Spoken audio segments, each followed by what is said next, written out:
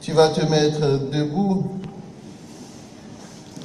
comme quelqu'un qui veut recevoir de Dieu les instruments pour pouvoir la roue. Et on peut continuer à citer ces instruments, n'est-ce pas?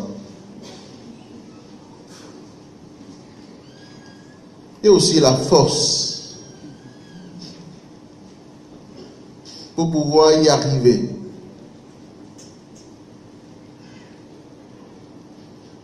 Tu peux ouvrir tes mains et être en communion avec l'Église.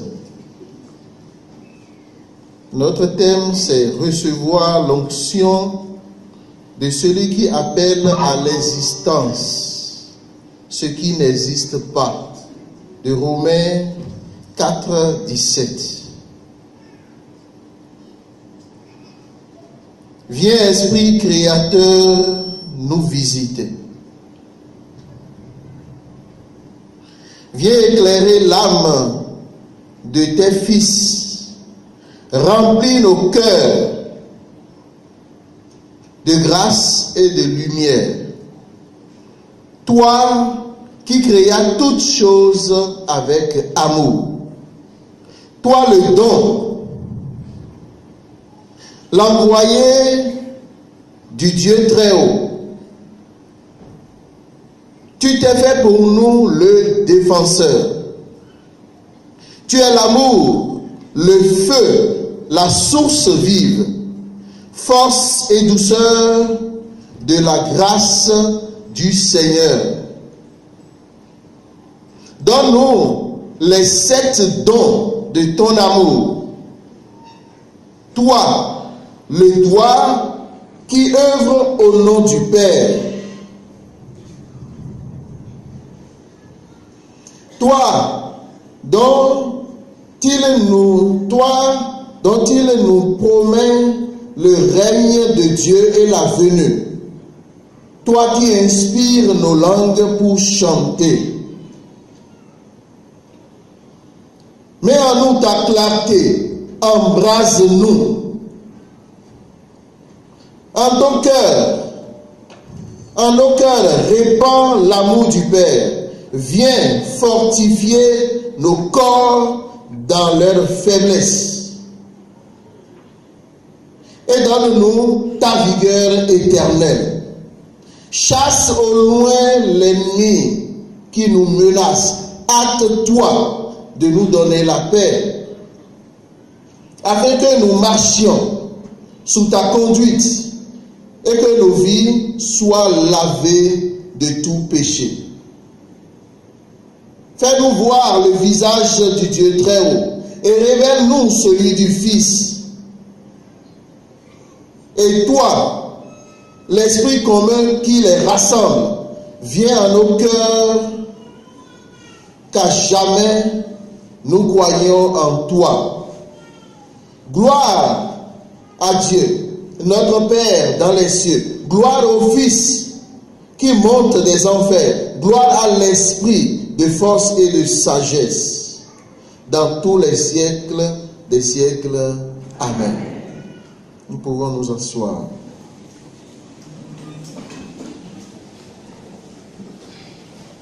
Cette prière de la tradition de l'Église dit que le Saint-Esprit est créateur. Il est l'esprit de la création. Le Saint-Esprit est l'esprit de la recréation. L'esprit de la nouvelle création. L'Esprit Saint est Dieu. Et nous disons dans le credo, je crois au Saint-Esprit ou je crois en l'Esprit Saint. C'est lui qui t'a créé. Et il te crée encore chaque jour. Ton avenir et ton devenir viennent de lui, de son œuvre créatrice. La prière nous a dit, toi qui créas toutes choses avec amour. Alors, dans ton cœur, commence par lui dire merci. C'est dans l'Esprit Saint que ce qui est mort dans ta vie reviendra à la vie.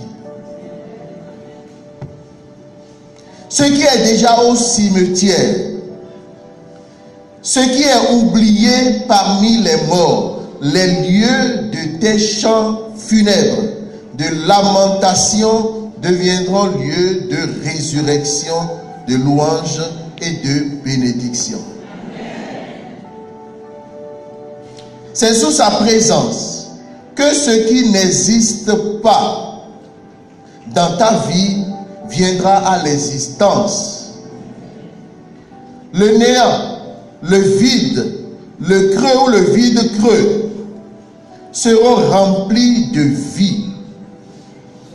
Une vie épaisse et lourde sera remplie de vitalité. Ton désert fleurira. Ton désert sera plein de sentiers verdoyants, d'herbes vertes, bordés d'arbustes, d'arbres fruitiers. Je vois les savanes qui deviennent forêts. Je vois des acacias, des cèdres géants, comme dans la forêt du Liban. Ton pays ne sera plus le même, ta ville, ton village, ta maison.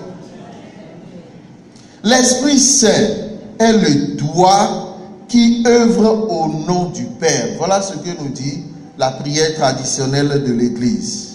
C'est lui qui inspire nos langues. Il met l'huile dans nos langues pour que nous puissions louer et célébrer Dieu, comme le frère Amos vient de le dire. C'est lui, l'Esprit, qui te donne la clarté. Il t'embrase comme une fournaise. En ton cœur, il répand l'amour du Père. L'Esprit Saint répand en nous l'amour de Dieu. Il te fortifie dans le corps. Il te donne la faiblesse. Il te donne la vigueur de l'aigle, la fougue du taureau, l'agilité du chamois. Il renouvelle ta jeunesse. Il te baigne d'huile nouvelle. Il chasse l'ennemi au loin. Il le brûle comme un volcan, comme un torrent de feu. Il se hâte de donner la paix, comme dit la prière. Tu marches dans la foi sous sa conduite. Ta vie est lavée du péché dans la miséricorde. Voilà ce que Dieu, le Dieu Saint-Esprit, veut faire encore aujourd'hui pour nous. Voilà ce que je t'annonce au nom de Jésus.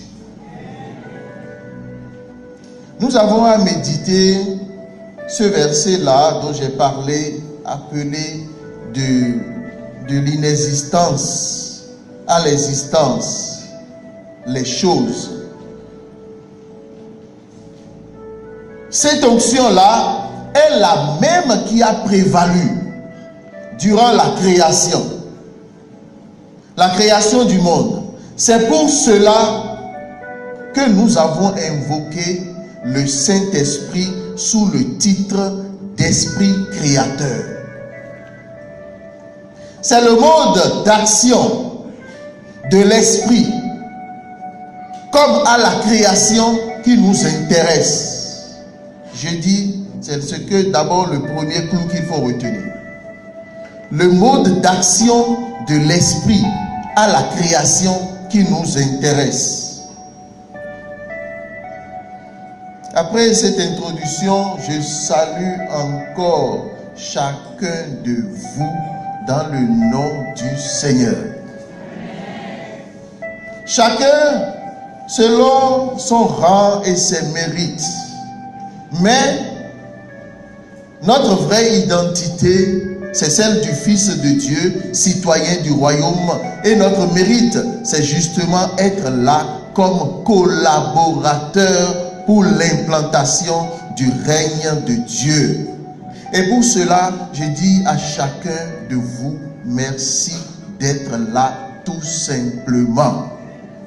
Le fait que vous êtes là, ou le fait que vous soyez là, témoigne justement de cette bonne volonté d'accueillir et de travailler pour le règne de Dieu. Nous allons dire deux choses. La première est ceci: Dieu et la création. La deuxième, l'homme et la création. C'est simple. Dieu et la création, l'homme et la création. C'est-à-dire, nous allons jeter le regard sur Dieu. Comment est-ce qu'il a opéré avec cet esprit pour appeler ce qui n'existe pas à l'existence? Et comment est-ce que nous allons opérer dans la même dimension? Je dis, nous sommes là pour recevoir nos instruments pour pouvoir creuser nos puits. Alors, si j'arrive à la moitié du temps, parce que j'ai 1 heure, il faut me faire signe. Comme ça, je dis, je peux sauter pour tomber sur l'essentiel de la parole de ce jour. Tout ce que je vais dire jusqu'à ce point serait introduction. Dans Genèse 1, du 1er verset au 3e verset, il est dit: au commencement, Dieu créa les cieux et la terre. La terre était informe et vide. Il y avait des ténèbres sur la surface de la terre, et l'Esprit de Dieu se mouvait au-dessus des eaux. Et Dieu dit que la lumière soit, et la lumière fut. Voilà les toutes premières paroles concernant.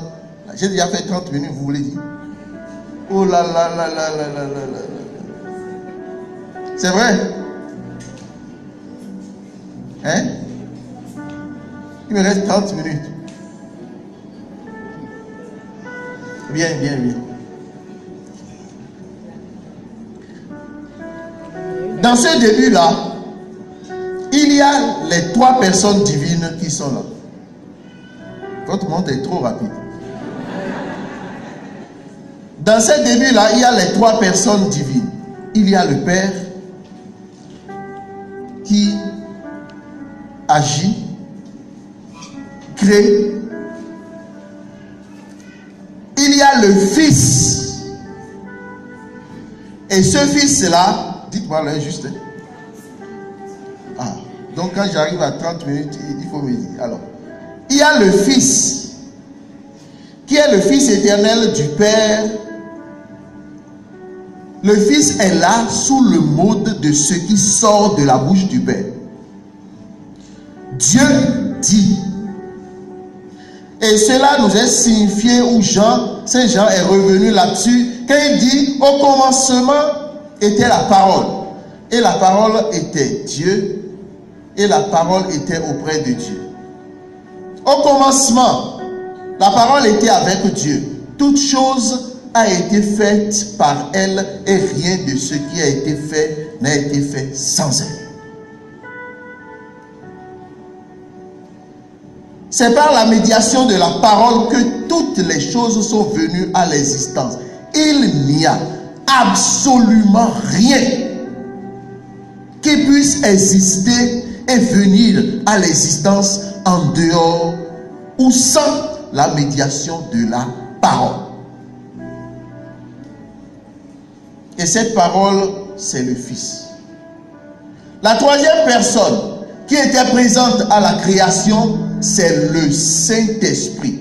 Il a été dit que l'Esprit mouvait sur les eaux. L'Esprit mouvait sur les eaux, c'est un peu comme ce qui a été dit dans Luc 5, 17. Il a été dit là que la puissance du Saint-Esprit était à l'œuvre pour opérer des guérisons. Donc, à ce moment de la création, le Saint-Esprit s'est levé pour agir.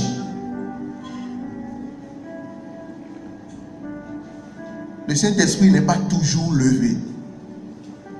Il se lève pour agir. La toute-puissance de Dieu se lève pour agir. Et quand l'Esprit finit d'agir, la puissance se retire. Même si l'homme ne peut pas se promener dans les rues avec la puissance, nous allons mourir. Nous ne pouvons pas nous promener comme ça avec la puissance. La puissance vient pour agir ponctuellement. Et elle se retire. Parce que c'est quelque chose justement d'anormal. Alors, quel a été le mode d'opération de Dieu dans la création?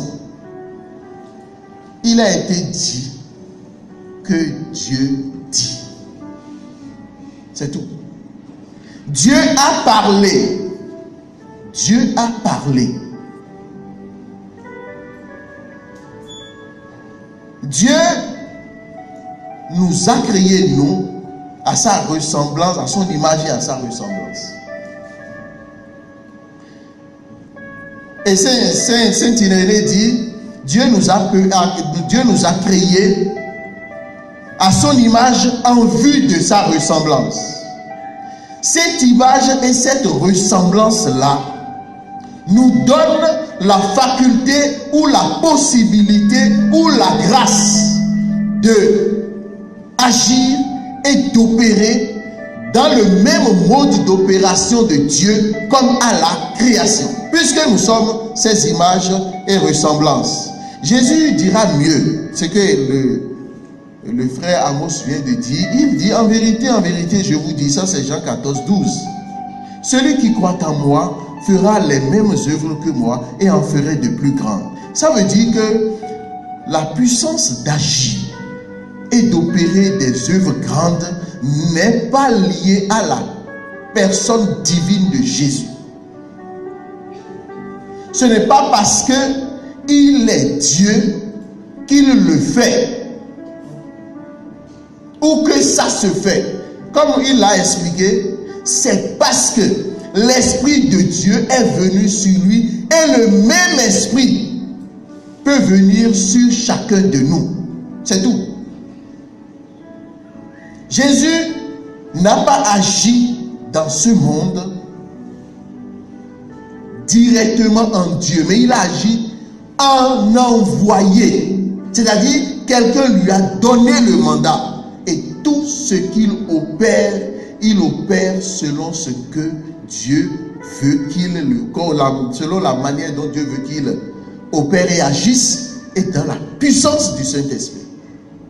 C'est pourquoi, puisque cet esprit-là serait redonné après à l'Église, Jésus dit, vous êtes capable de faire ce que j'ai fait et vous êtes capable d'en faire plus. Comment est-ce que l'homme peut créer son monde en recevant de Dieu la grâce de la création de son propre monde? Vous me suivez? Comment est-ce que l'homme peut créer son monde en le recevant de Dieu? Nous sommes en train d'entrer dans l'un des points les plus importants. Nous venons de regarder Dieu. Comment il a agi. Mais comment est-ce que nous pouvons agir comme lui? La lettre aux Hébreux, Hébreux 11, 3, dit, c'est par la foi que nous reconnaissons que le monde a été formé par la parole, de sorte que on voit que ce qui a été fait ne vient pas du monde visible. Ce qui a été fait ne vient pas du monde visible. Nous avons là tous les éléments importants. Nous avons la foi, la compréhension, la connaissance, l'intelligence, la pensée et la parole. Ensuite, le fait que les choses qui existent ne viennent pas du monde visible. Ça veut dire quoi? Ça veut dire que ce que nous voyons là, ce qui existe en ce monde, est le reflet de ce qui existe dans le monde invisible ou dans le monde spirituel. Les choses commencent toujours là-bas. Si vous ne savez pas, écoutez cela bien. Les choses commencent toujours là-bas et c'est une fois décidé là-bas que cela vient sur la terre ou que cela s'accomplisse sur la terre. Il faut d'abord investir dans le surnaturel. Si on ne commence pas par lier sur cette terre et que ce qu'on lit n'est pas lié dans le ciel, il n'y aura rien sur la terre. Je dis, ce que nous lions ici, si cela ne se lit pas devant le trône de Dieu, rien ne se passe. Ou du moins, tout ce que nous faisons, si cela ne devient pas volonté de Dieu dans le ciel, ça ne s'accomplira jamais sur la terre. La chose importante, c'est d'abord faire tout pour que en haut là-bas, les choses soient décidées en notre faveur pour que cela se reproduise sur cette terre. Bon, cet amen-là ne me convainc pas du tout.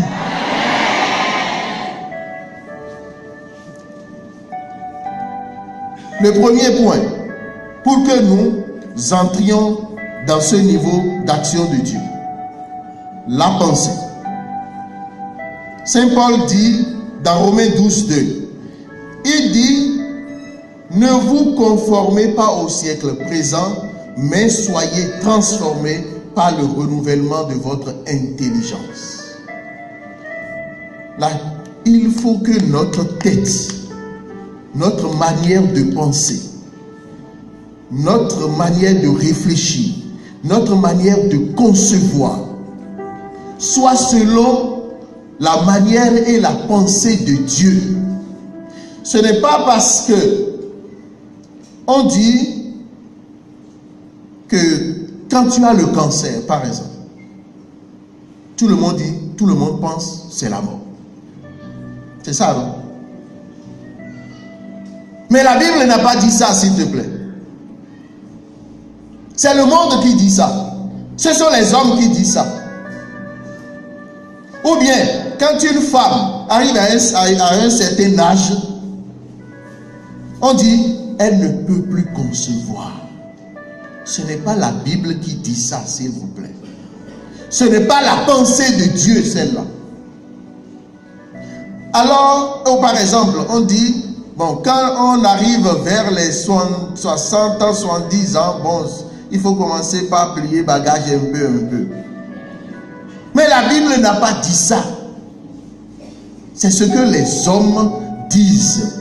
Alors, la première chose, c'est de nettoyer notre manière de penser. Pourquoi on fait Rehoboth? On fait Rehoboth pour que les mentalités qui viennent du monde, les mentalités du sous-développement, les mentalités d'esclavage soient exorcisées de notre pensée. Je ne peux rien. Je ne suis capable de rien. Je ne viens de nulle part. Si tu commences ou bien tu entretiens de ces idées-là, tu ne seras jamais rien. Dieu ne va jamais te surprendre. Tu dois commencer par nettoyer ta manière de penser et mettre ta manière de penser en adéquation avec la pensée de Dieu. Parce que ce que tu conçois en toi, c'est ce que tu accouches. Ce que tu conçois en toi, c'est ce qui prend chair. Ce que tu conçois, parce que c'est le même mot qu'on utilise pour la femme enceinte qui va à l'hôpital que la pensée. Ou bien, on conçoit. Et chacun accouche ce qu'il conçoit. C'est vrai ou c'est faux? Si tu es en train toujours de concevoir des pensées, des idées qui ne sont pas sur les mêmes longueurs d'onde que la pensée de Dieu, il ne faut pas te surprendre de l'échec. Proverbe 23, 7 dit, l'homme devient comme sa pensée. Chacun devient ce qu'il pense. Progressivement, nos convictions prennent chair dans notre vie. C'est toujours la logique d'incarnation.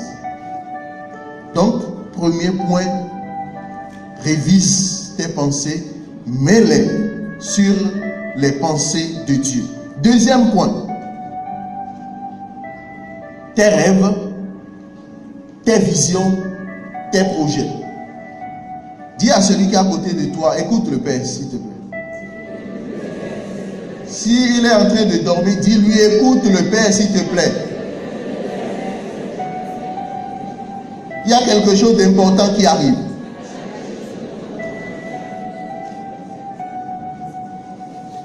Après la pensée, j'ai parlé de la vision, de tes rêves. Dieu dit à Abraham, dans Genèse 13, il dit, Abraham, lève les yeux et regarde. Jusqu'où tes yeux arrivent, je te donnerai.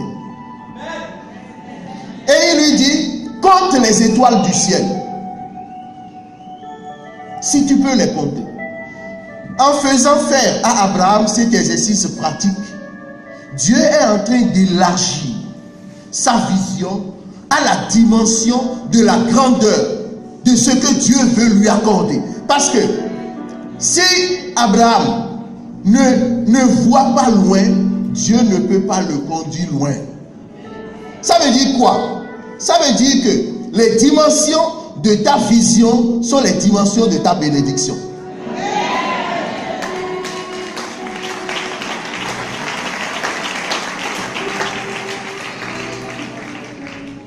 Et pour convaincre Abraham, Dieu lui dit, marche sur le territoire. Vas-y, sois en train de marcher. Et ce que je t'accorderai, c'est ce qu'il est en train de lui dire, sera la dimension de jusqu'où tes yeux arrivent. Ça veut dire que les limites de tes rêves, voilà les limites de ta bénédiction. C'est pourquoi il faut avoir des rêves. Il faut avoir des projets. Il faut concevoir des visions. Il faut rêver sur toi, rêve sur tes enfants. Rêve sur ta famille, rêve sur ta nation. Il faut rêver grand. Il faut rêver très grand. Parce que celui qui ne rêve pas, il est déjà mort. Ou bien celui qui ne rêve pas, il se sent inutile. Et en même temps, il est inutile pour la société. Mais tes rêves doivent rejoindre les rêves de Dieu. Parce que si tes rêves ne rejoignent pas les rêves de Dieu, je ne sais pas vraiment en quoi cela intéresserait si bien Dieu. Dans 1 Samuel 3, il a été dit que la parole prophétique était rare en ce moment-là. Ça veut dire qu'il n'y avait pas de prophète en Israël. Et il y a une femme, la femme d'Elkana qui s'appelle Anne. Elle voulait un enfant. Elle rêvait d'un enfant. Elle se lamentait. Elle priait. Et chaque année, elle venait au temple à Jérusalem pour prier. Mais un jour, elle a dit, Seigneur, c'est 1 Samuel 11. C'est 1 Samuel 1, 11. 1 Samuel, il y a un devant, Samuel 1 et 11. Voilà. Il dit, Seigneur, si tu me donnes l'enfant, je le mettrai au temple et il n'aura pas les cheveux rasés. Cette parole-là signifie quoi? Cette parole signifie qu'il deviendra prophète. Dieu dit, voilà l'enfant. Dieu cherchait un prophète, mais Anne cherchait un enfant. Ce n'est pas un enfant en plus qui intéresse Dieu pour autant. Mais c'est l'enfant qui deviendra prophète qui intéresse Dieu. Et le jour qu'elle a dit, mon enfant deviendra prophète, Dieu dit, tiens, l'enfant. Tes rêves coïncident-ils avec les rêves de Dieu? Les rêves de Dieu sont lesquels? Dieu rêve de la conversion des gens. Dieu rêve de l'implantation de son royaume. Dieu rêve de beaucoup d'enfants qui le connaissent, que les hommes l'aiment. Dieu rêve de son église, d'une grande église. Ne croyons pas que quand nous sommes là, regardez combien de chaises sont venues derrière et combien de personnes se promènent sur la route. Et puis ils sont en train de se promener sur la route, ils ne savent même pas ce pourquoi ils sont en train de se promener. Mais Dieu rêve sur ces gens-là. Alors quand tu fais un projet qui ne rejoint pas, il y avait un monsieur, je donne rapidement ce témoignage, il s'appelle Martin, président de la coalition des hommes d'affaires. Il m'a parlé personnellement, il a dit, il avait beaucoup d'argent. À un certain moment, tout est tombé. Tout est tombé parce que les gens lui devaient beaucoup. Jusqu'au moment où il n'a même plus la capacité de s'acheter l'essence dans sa propre voiture, lui qui avait d'argent. Alors un jour, il a dit, il a tellement prié, mais rien, l'argent ne vient pas. Alors il s'est rendu un jour dans l'église et dit, Dieu, ma paroisse est en train de construire l'église. Si l'argent revient, je te donnerai une grande partie pour la construction de l'église. Une semaine après, tout l'argent est revenu.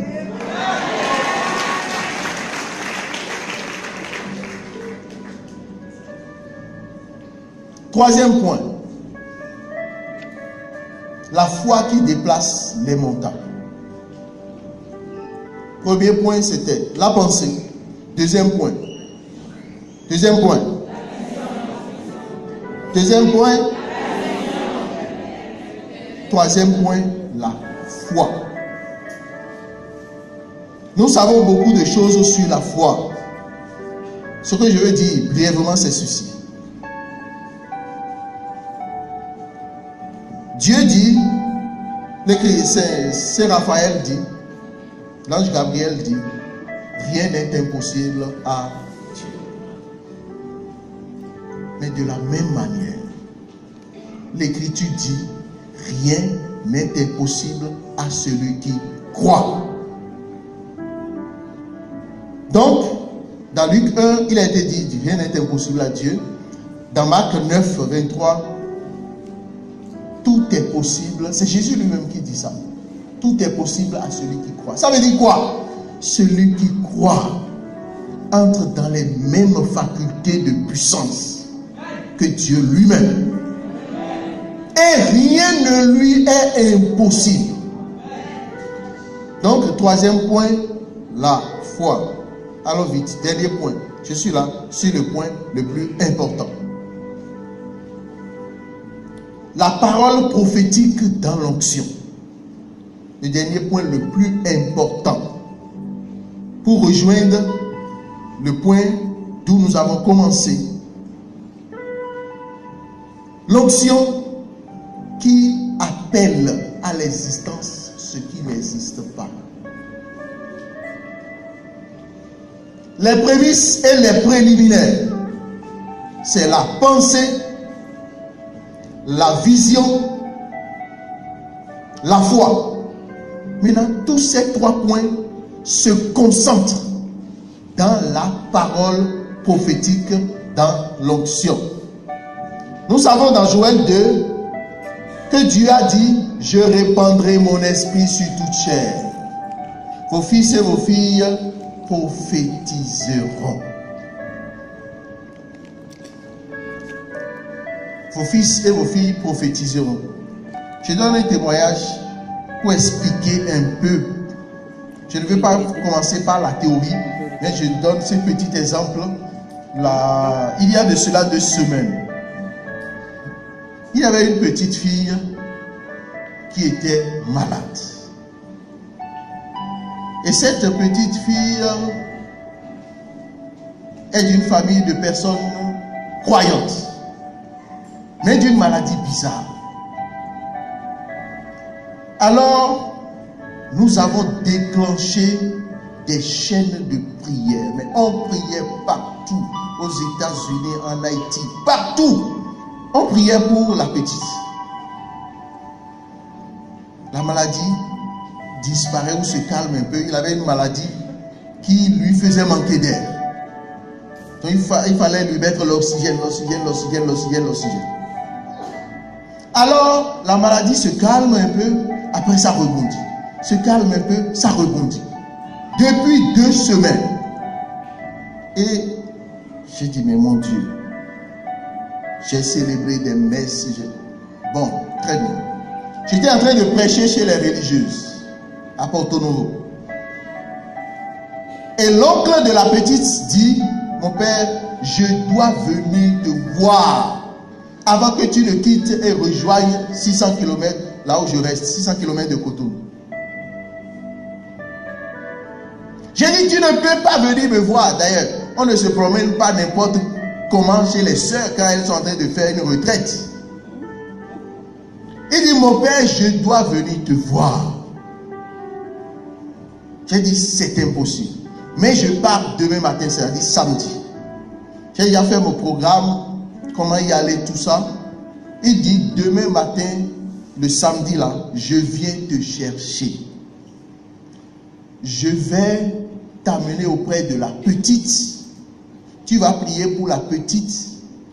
Et je vais donner une voiture qui t'accompagne jusqu'à chez toi.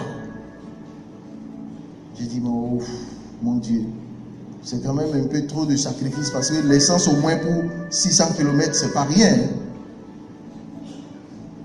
Alors, je me suis couché le soir, et au milieu de la nuit, je me suis réveillé. J'ai dit: mon Dieu, il va faire ce sacrifice. Tout le monde saura que je suis allé voir la petite. On va dire: le père Aubé est allé voir la petite. Et la petite va rester encore à l'hôpital. Ce n'est pas possible, Jésus. Ou je ne vais pas, ou si je vais, la petite va sortir le même jour. Et je me suis levé au milieu de la nuit, à 2 h du matin. J'ai dit: petite, j'appelle son nom. J'ai dit: petite, j'appelle son prénom. Tu sors de l'hôpital aujourd'hui. Et j'ajoute: ce que je viens de dire, que cela soit recueilli par les anges, porté devant le trône de Dieu. Et que Dieu accrédite dans un nouveau décret sur l'enfant ce que je viens de dire. Parce qu'un autre prêtre a déjà dit que l'enfant est déjà sacrifié sur un autel. Je dis: Seigneur, celui qui de là-bas a voulu sacrifier cet enfant, sur cet autel, il verra Jésus. C'est la croix. Et cet enfant, mon Dieu, je n'irai pas à l'hôpital et l'enfant va rester à l'hôpital. Voilà ce que j'ai dit. Vers le matin, j'ai senti dans mon cœur, mais cette prière-là, c'est pour toi ou c'est pour moi? J'ai dit, je m'en fous. Que ce soit pour toi ou que ce soit pour moi, mon problème est que la fille doit sortir de l'hôpital. Et d'ailleurs, glorifie-moi un peu. Je vais à l'hôpital, je n'ai rien fait de particulier. J'ai imposé les mains, j'ai touché. Et puis, bon, les gens me regardent, qu'est-ce qu'il fait? Je n'ai pas parlé à haute voix, je n'ai fait jibaba, rien. D'ailleurs, à l'hôpital, il faut certaines, comment dit-on, pureté acoustique. Alors j'ai prié dans les limites pour ne pas gêner les 2 ou 3 malades qui sont là. Puis j'ai imposé les mains à tous les malades. J'ai dit aux parents de l'enfant, votre fille va sortir de l'hôpital aujourd'hui. Le papa dit, non mon père, nous sommes dans le week-end. Le médecin, le professeur ne viendra pas ici aujourd'hui. J'ai dit, petite, avant la fin du week-end, tu seras en train de te promener sur la cour et puis le lundi viendra et le professeur va te libérer. La maman, je suis parti. J'ai fait mon voyage. J'étais là à minuit moins 5. L'oncle de l'enfant m'appelle. Il dit, mon père, je vous annonce une bonne nouvelle. Je ne comprends pas. Le professeur qui ne devait pas venir est venu ce soir et a dit que l'enfant va sortir de l'hôpital le samedi.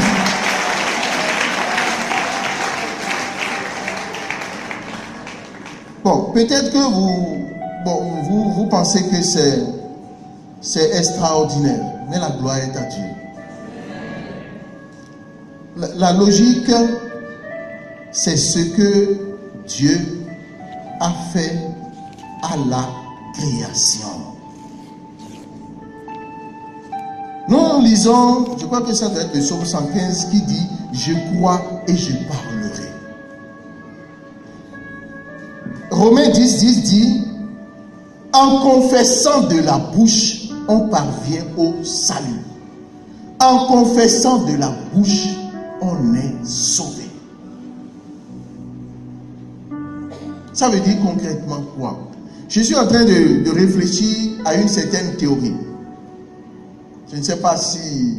Bon, moi aussi j'ai fait la théologie, mais je crois qu'il doit être quelque chose comme ça. Voyez-vous, il y a le ministère ordonné. Et il y a le ministère sacerdotal ordonné. Et il y a le ministère sacerdotal commun. C'est-à-dire, nous sommes prêtres selon le ministère, mais vous êtes prêtres selon votre baptême. Bon, nous aussi, hein, avant d'être prêtres, bien sûr. Je pense que il devrait en être de même pour la grâce royale et la grâce prophétique. Il y a des gens qui sont appelés à devenir rois, c'est-à-dire à devenir chefs. Ils ont la grâce royale. Ils sont appelés à commander.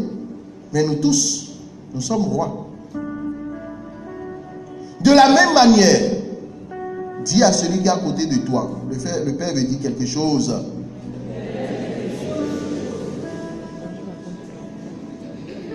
Il faut le réveiller.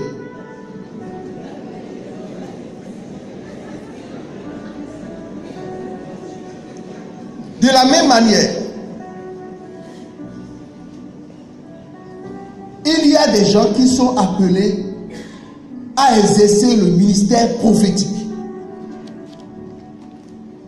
Ils ont la grâce d'être prophètes. Mais cela ne dispense pas le peuple de Dieu d'être aussi un peuple de prophètes et de prophètes puissants. Celui qui a la grâce d'être prophète par ministère, il donnera des paroles au nom du Seigneur. Ainsi le Seigneur a parlé de ce qu'il veut faire.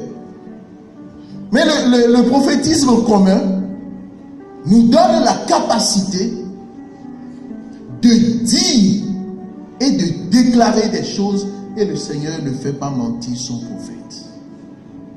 Nous sommes réellement prophètes.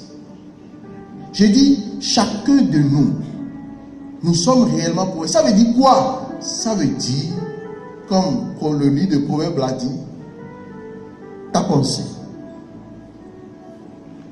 sortant par ta bouche va créer ton monde. Tes rêves sortant par ta bouche va prendre forme et s'incarner progressivement. Tu sortiras et tu confesseras par ta bouche ce que Dieu veut te donner. Ça veut dire quoi? Ça veut dire je vais retrouver mon Rehoboth. Je vais créer mon puits. Tu te lèves le matin et tu parles. Tu prophétises sur ta vie. Tu ne te tais pas. Dieu a fait ainsi le monde. Et tu es créé à son image et à sa ressemblance. Le psaume 103 au verset 20 dit ceci. Dit, le Seigneur, il dit bénissez le Seigneur. Vous qui êtes puissants, anges de Dieu, qui exécutez ses ordres et qui obéissez à la voix de sa parole. Qui obéissez à la voix de sa parole. C'est-à-dire, quand la parole de Dieu est dans une voie, les anges de Dieu se précipitent pour accomplir la parole de Dieu qui est enveloppée dans notre voie. Ça veut dire quoi? Ça veut dire que tu ne dois pas confesser n'importe quoi. Il faut confesser sur ta vie les promesses de Dieu. Ce que Dieu veut faire, ce que Dieu a dit qu'il va faire. Utilise les mots de Dieu dans ta confession sur toi-même. Et les anges de Dieu, en écoutant quelqu'un utiliser la parole de Dieu, c'est le monde entier qui s'organise, qui se met en mouvement pour agir et pousser. Voilà. Même quand nous disons au nom de Jésus, ne croyons pas que c'est le point final de notre prière. Non, non, non, non. La parole au nom de Jésus, c'est la parole qui vient à la fin de notre prière pour la propulser dans le chemin de la réalisation. Parce que le mot Jésus est une parole sortie de la bouche de Dieu et c'est la parole de Dieu même.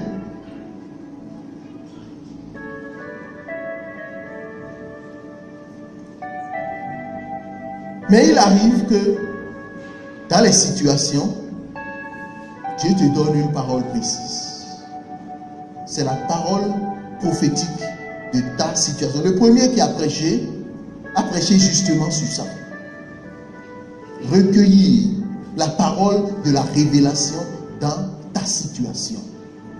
Cette parole, ou bien la parole qui a été prophétisée sur toi à un certain moment dans une assemblée. C'est justement ce que Habakkuk 2:2 dit.